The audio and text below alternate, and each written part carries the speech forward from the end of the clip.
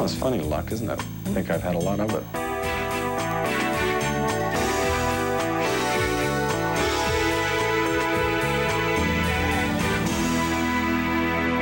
Oh, God, that we might read the book of fate.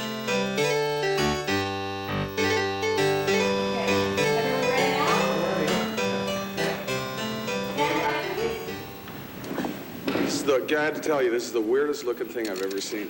It's just bizarre.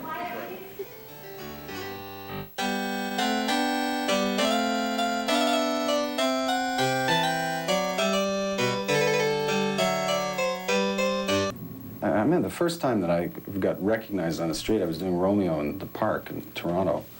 I was walking down Yonge Street one morning, and this guy yells across the street, "Hey, Romeo, good play, man." Hey, okay.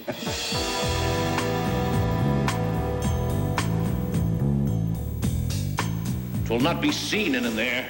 There, they say, the men are as mad as he. How came he mad? Very strangely, they say. How strangely? Faith, in with losing his wits.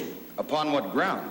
Why, here in Denmark. My mother brought me here when I was about 11 or 12 to see King Lear, Bill Hutt. I still have a spear. The head of a spear came in some battle, landed near me in the aisle, and I scooped it up. Fate, right? Yeah, I don't remember too much about it, but I remember it changed me. I mean, it was astonishing.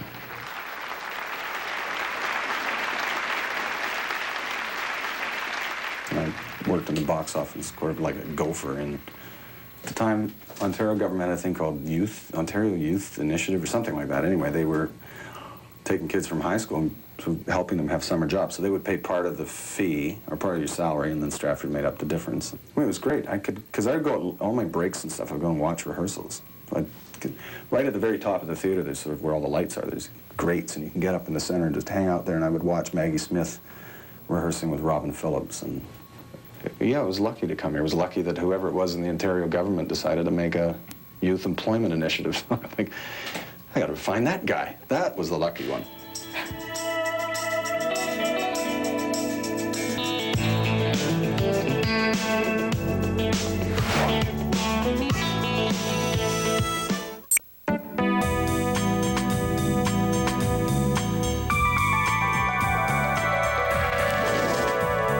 Yes, I don't know. It's funny luck, isn't it? Well, I've never won anything like a lottery or a draw. I don't know if it's luck. I've been lucky to meet certain people who have influenced the way I think, that have helped shape the way I approach things. And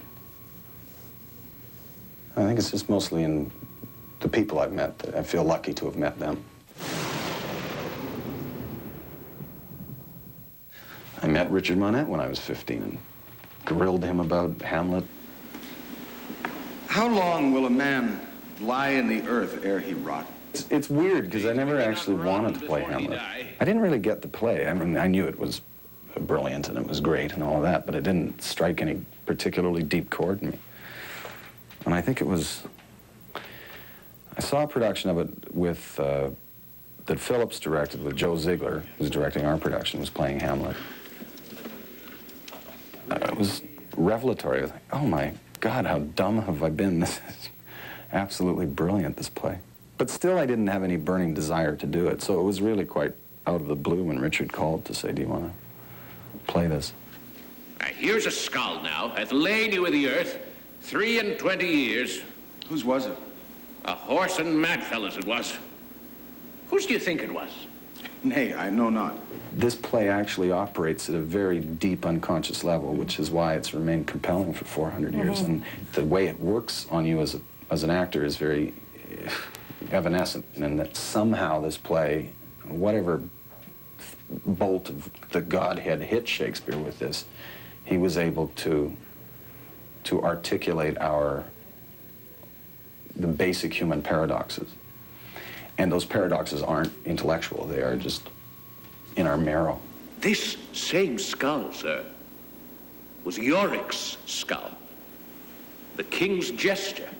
Hamlet is the great lesson in how to write for an actor, because there's a great deal of work you have to do to get up to being ready to start to perform it. But what you discover along the way is that Shakespeare gives you every single platform you could possibly need as an actor. I mean, it's all just sort of stepped up perfectly, so you don't, there's no great effort in it. Eventually it becomes effortless to do, I hope. This. In that. Let me see it. Alas, poor Yorick. I knew him, Horatio. And then I started writing because I thought acting can be a hideous profession. If you're stuck in a really bad production and you have to repeat these endless mistakes over and over, night after night, it's really revolting, actually. I thought, well, I'm going to need something else. I have to be able to do something else just to offset what the potential doom of acting. So I started writing. And then I've just been lucky to go back and forth.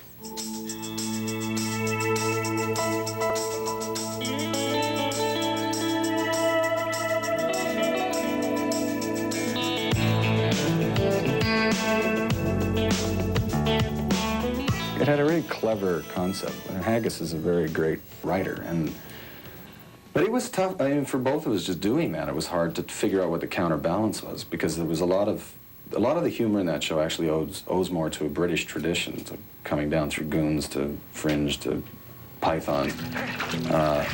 It's a little bit wackier, and Nice fish. trying to find a counterbalance between these sort of crazy scenes next to earnest, heartfelt human scenes was really weird. Where are you going now? To tend to something I should have tended to a long time ago. I'll come back. Until I do, stay alert. And get Muldoon for me. And for your mother. Due South was and still is the best all-around made television show. This was a beautifully produced show in any language in any country. Are